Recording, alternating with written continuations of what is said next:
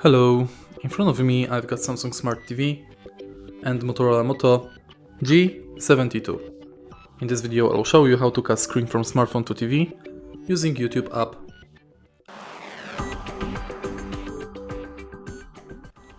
In the beginning make sure that both devices are connected to same Wi-Fi, and then on your smartphone enter YouTube app,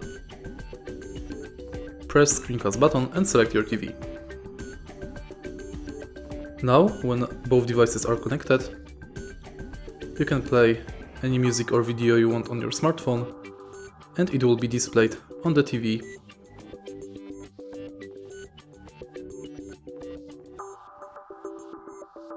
If you want to disconnect your smartphone from TV, again press screencast button and select disconnect.